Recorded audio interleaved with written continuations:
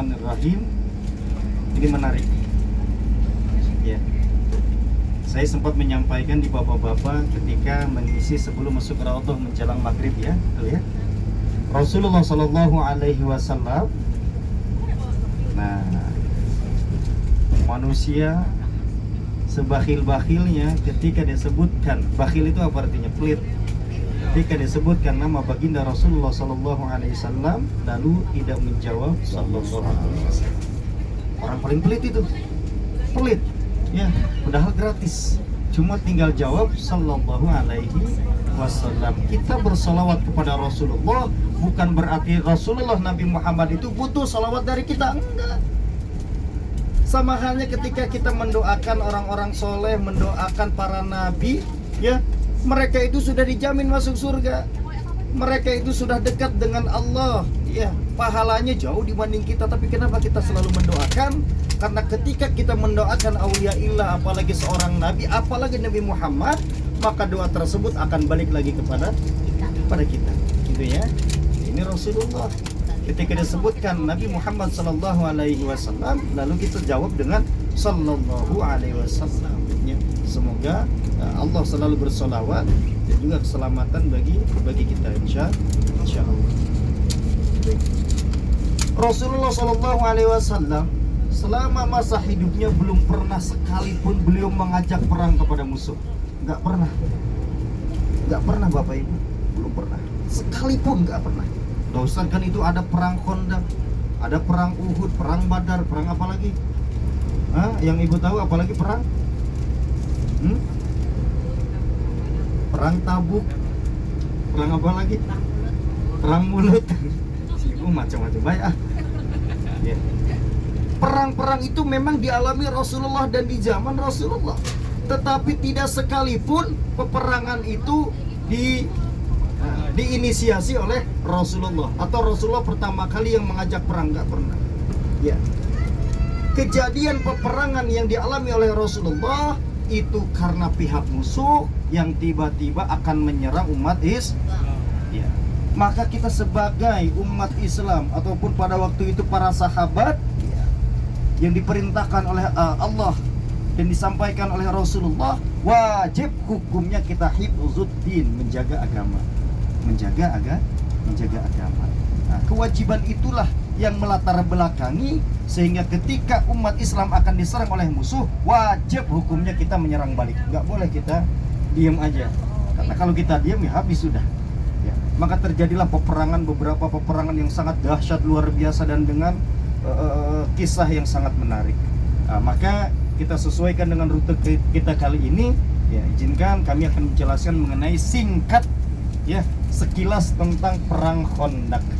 Mungkin Bapak Ibu pernah mendengar ataupun sudah tahu sejarahnya, tapi tidak ada salahnya ketika kita menyampaikan, mengulang lagi mengenai sejarah ini. Baik. Perang Khandaq, ya. Perang Khandaq mempunyai nama lain yaitu perang Ahzab. Perang apa? Perang apa? Ahzab. Pakai H kecil, Ahzab. Nanti kalau pakai H besar beda arti, ya. Perang Ahzab. Khandaq secara bahasa, secara terminologi mengandung arti parit. Khandaq ini berasal dari bahasa apa? Bahasa Persia, bukan bahasa Arab, bukan. Nanti kita akan sambung kenapa dari bahasa Persia, kan tinggal di Arab. Oke, kita ulas secara singkat. Khandaq ini berasal dari bahasa Persia yang artinya adalah parit. Ibu-ibu tahu parit? Parit tahu parit? Di Jambi apa, Pak? Pak, parit itu apa? Parit juga sama. Di Bontang apa di Bontang? Sama juga. Ya. Ada yang beda bahasa parit? Hah? Di kami bukan parit namanya. Ya selokan lah, mirip gitu, cuma sedikit besar. Ya. Kalen kalau di Jawa ya. Kalen. Entah apapun namanya, intinya ini parit, sesuatu yang digali. Bukan sumur tapi ya, tetapi memanjang. Baik.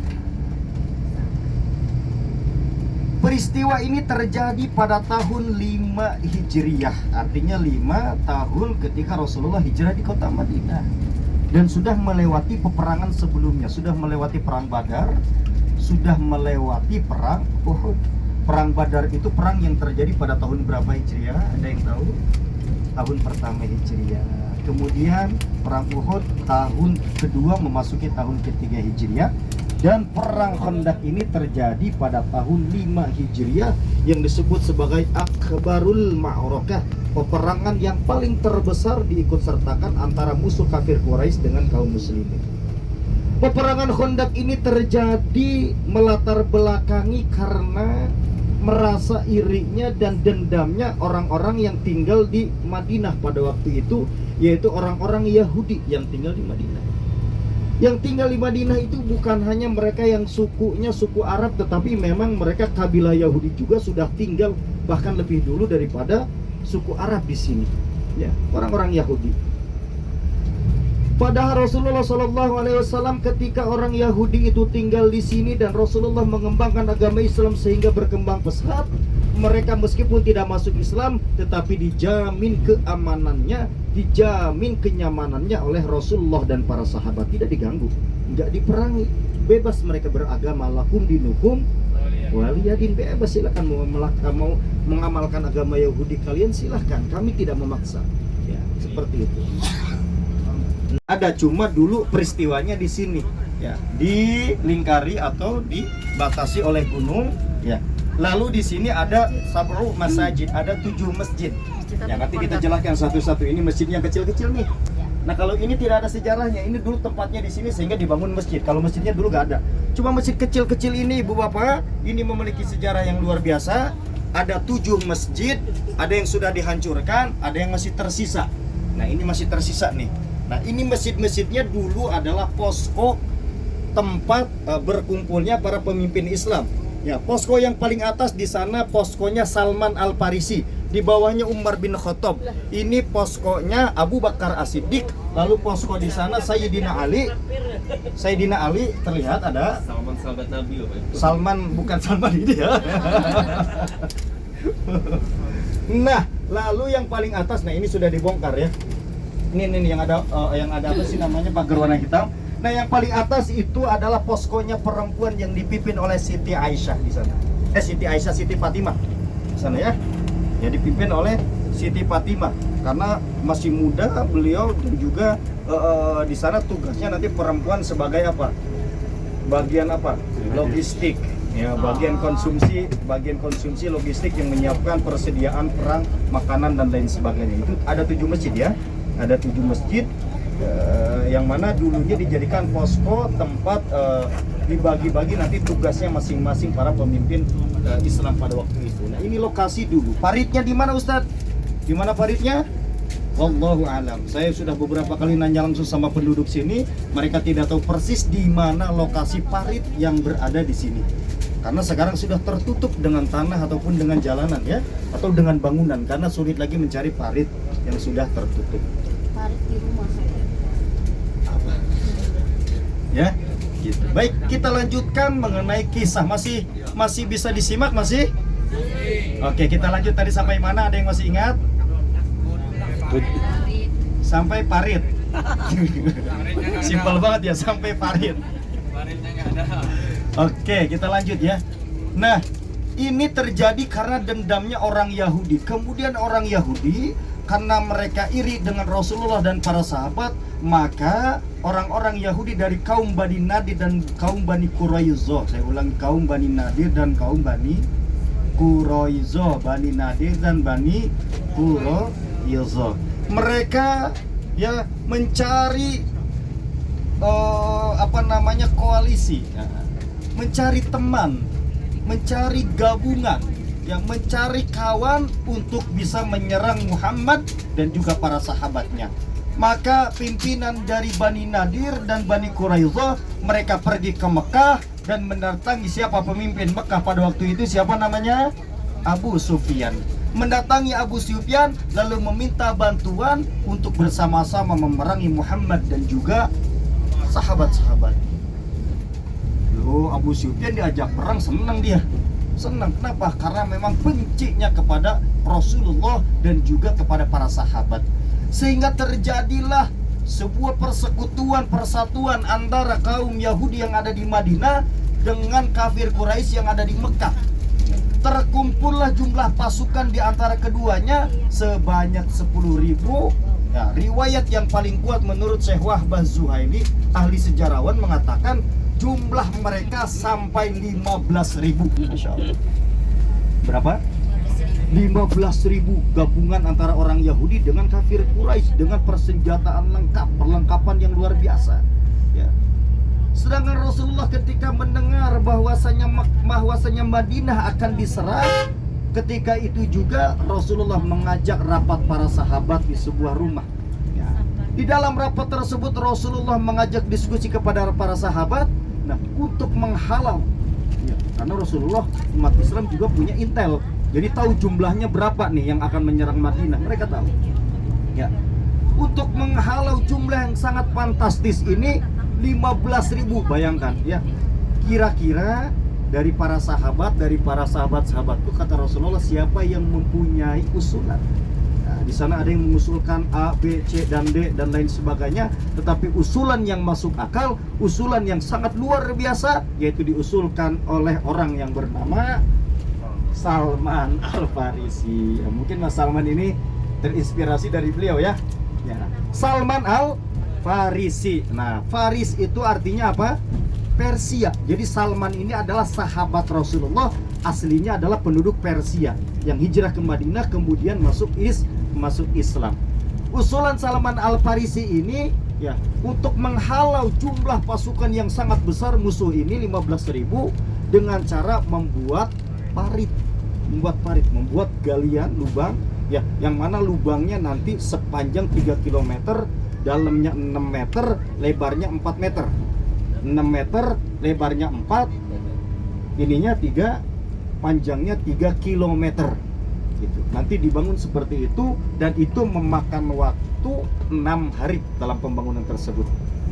Baik. Akhirnya usulan dari Salman Al-Farisi ini ya diterima oleh Rasulullah dan sahabat yang lainnya, sehingga digalilah parit untuk bisa menghalau jumlah pasukan yang sangat besar. Kita berhenti sampai sini dulu, diingat-ingat sampai mana. Di depan kita ini yang disebut dengan Masjid Qiblatain. Yang mana masjidnya? Yang ini parkirannya. Nah, ini masjidnya, terlihat ada 2 menara. Sebelah kanan kita ini yang disebut dengan Masjid Qiblatain. Kondaknya kita stop dulu, kita bacakan sejarah mengenai Qiblatain karena ini lebih singkat. Oke. Ini 5 semester jadi 1 jam. Baik, Masjid Qiblatain sebelah kanan Bapak Ibu, silakan diperhatikan. Masya Allah, Masjid Qiblatain ini memiliki sejarah penting dalam arah kiblat umat Islam. Rasulullah SAW dulu sebelum terjadi peristiwa Qiblatain, nah, umat Islam dulu sholat menghadap ke mana? Palestina. Ke Masjidil Aqsa ataupun Palestina, menghadap ke arah mana berarti? Arah ke sana. Menghadap ke arah Palestina, Masjidil Aqsa, kiblat pertama umat Islam.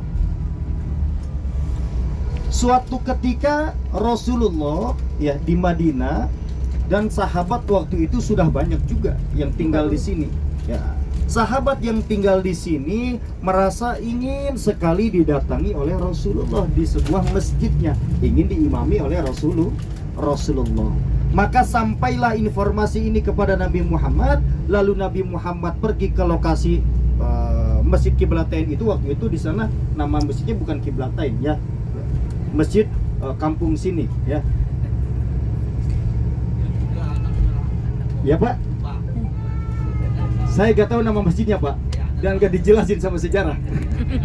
Ya saya gak nemu tuh nama masjidnya apa. Pokoknya sekarang namanya Masjid Qiblatain aja. Masjid kampung sini kita sebut ya. Masjid kampung sini ya. Akhirnya Rasulullah datang ke tempat tersebut, ke masjid tersebut, sholat di sana. Pada waktu itu sholatnya sholat zuhur. Sholat zuhur berapa rakaat? 4 rakaat, dan tidak dikosor ya, 4 rakaat. Ketika Rasul menjadi imam dan para sahabat yang tinggal di sini menjadi makmum, Rasulullah pada waktu itu rakaat kedua selesai ya, mau ke rakaat ketiga, artinya baru dua rakaat. Maka ketika baru 2 rakaat itu, ya, dan untuk rakaat ketiga dan keempat, ketika 2 rakaat selesai, naik mau rakaat ketiga dan keempat, tiba-tiba datang mukjizat dari Allah Subhanahu wa taala berupa wahyu Al-Qur'an yang berbunyi fawalli wajhaka syatral masjidil haram. Maka palingkanlah wajahmu wahai Muhammad ke arah Masjidil Haram. Yang mana awalnya ke mana arahnya? Ke Masjidil Aqsa. Tiba-tiba turun ayat dari Allah suruh memalingkan wajah Nabi Muhammad ke arah Masjidil Haram. Posisinya, nah, ini arah Masjidil Aqsa. Rasulullah sedang menjadi imam. Ketika itu selesai 2 rakaat, naik lagi. Nah, mau ke rakaat 3 dan keempat, tiba-tiba ayat itu turun. Langsung seketika Rasulullah ketika mendapatkan ayat tersebut berbalik arah. Ya, maksud menghadap ini bukan berarti nengok, tetapi benar-benar berbalik arah. Ya, menghadap ke berlawanan arah. Ya. Maka Rasulullah menghadap kanan, jalan. Nah, di belakang ini karena ada makmum, ya Rasulullah, tiba-tiba makmum mereka sudah sangat paham isyarat Rasulullah, membuat jalan ke tengah sehingga Rasulullah bisa jalan melewati makmum dengan keadaan berbalik arah, lalu menjadi paling belakang makmum. Dan tiba-tiba makmum pun mengikuti Rasulullah berbalik arah dan menjadi di belakang Rasulullah. Nah, itulah peristiwa terjadinya kiblatain, ya, yang mana kiblat pertama dari Masjidil Aqsa berpindah ke Masjidil Haram. Itu ya, itu singkat mengenai sejarah pergantian kiblat. Kemudian tadi peristiwa Khandaq. Peristiwa Khandaq sampai mana tadi saya lupa. Parit besar. Iya, parit Simpel besar banget loh. ya. Menggali Emang parit besar. Iya, Menggali parit besar loh tadi. menggali parit besar. Ah. Dari tadi parit mulu perasaan. 3 kilo, parit 3 kilo. Baik, akhirnya berhasil membuat parit. Ya, ketika selesai dibuat parit dan diletakkan tadi di tempat 7 posko para pemimpin Islam untuk memantau para musuh. Tiba-tiba musuh datang pada waktu itu, mereka terkaget-kaget. Waduh, kok bisa? Ini ada lubang, ini ada galian, sehingga menyusahkan bagi para musuh itu untuk bisa melewati parit tersebut, ya, untuk menyerang Rasulullah dan para sahabatnya. Gak ada satupun yang bisa melewati parit tersebut.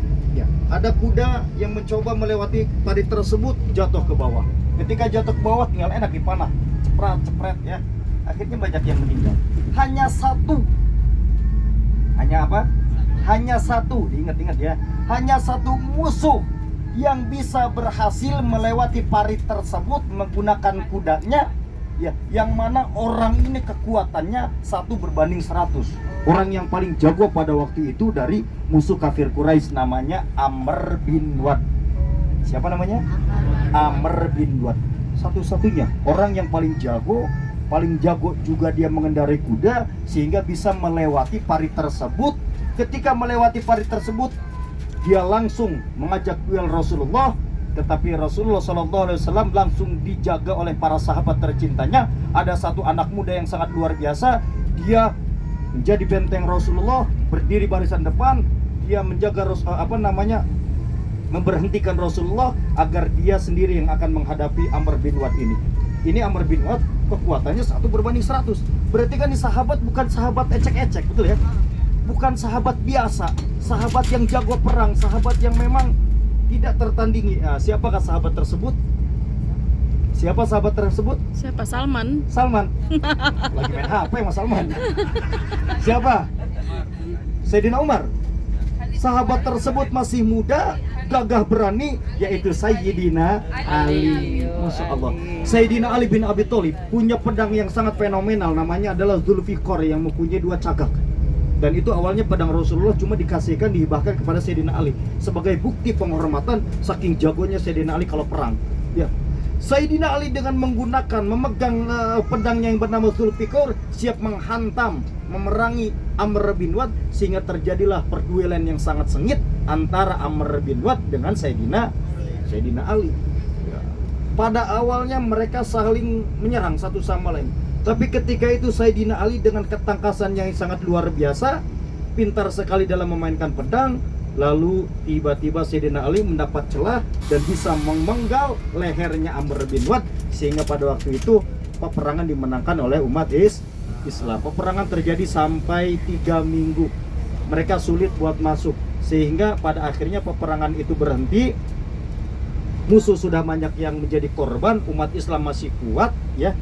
Dan tiba-tiba datanglah angin, karena waktu itu perangnya ketika musim dingin. Datang angin yang langsung meluluh lantahkan para musuh-musuh umat Islam, sehingga mereka ya berbalik arah lagi menuju pulang dengan kekalahan ke Mekah. Itulah peristiwa terjadinya perang Khandaq ya. Berapa jumlah musuhnya? Umat Islam berapa? Belum dikasih tahu. Umat Islam jumlahnya cuma 3.000. Berarti 3 berbanding 15 berapa kali lipat? 5 kali lipat. Sudah sampai di kebun kurma, kita turun, keadaan sepi ya, silakan. Oke, kita sudah bergeser dari Masjid Kuba dan kita ada di sini. Kita di kebun kurma. Foto dulu sini.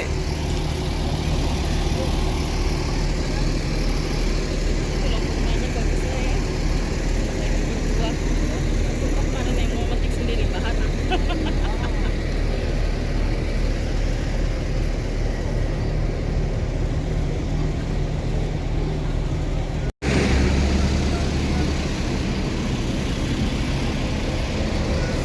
Oke, datang lagi rombongan baru.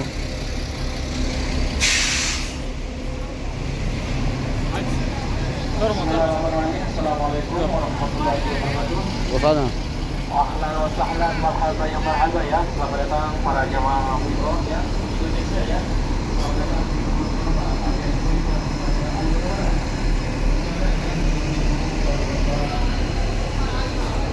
Yang belum sampai ya, lagi. Yang mau makan dulu silakan boleh ya, halal dulu, sunnah dulu ya.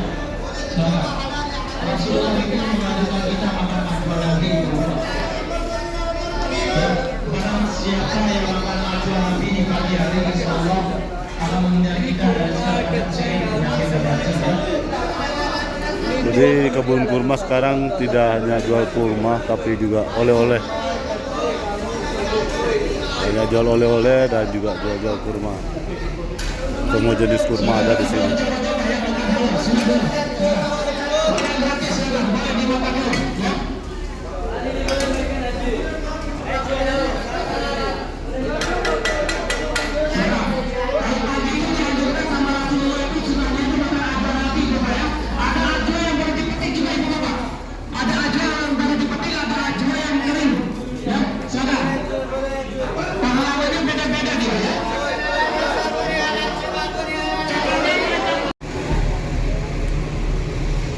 Oke, di dalam tadi oleh-oleh serba 2 real. Serba 2 real. Ini ada jus-jus, pop mie juga ada.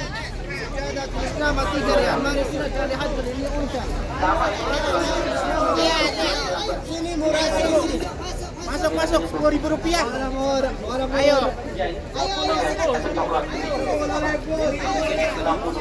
Ada bakso. Ada bakso.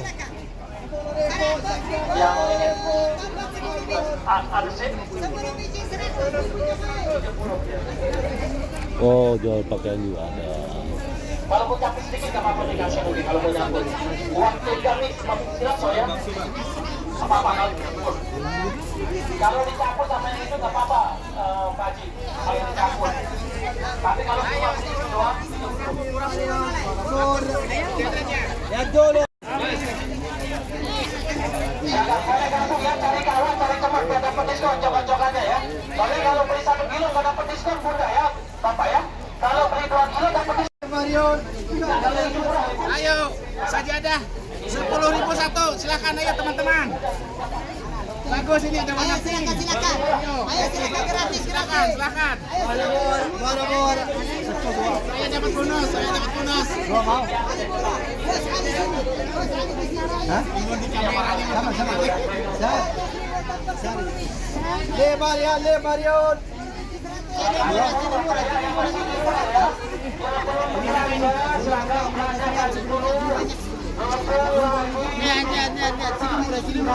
Sini murah.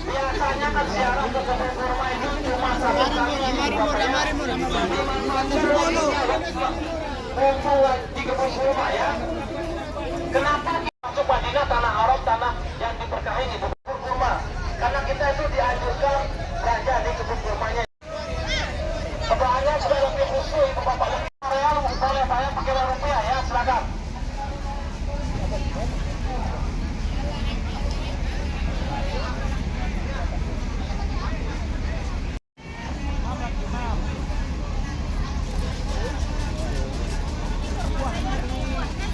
Indonesia. Habis itu nanti sampai Bakso di kebun kurma. Makanya di bawah pohon kurma. Nah, makanya di bawah pohon kurma. Iya, betul ya. Itu lembut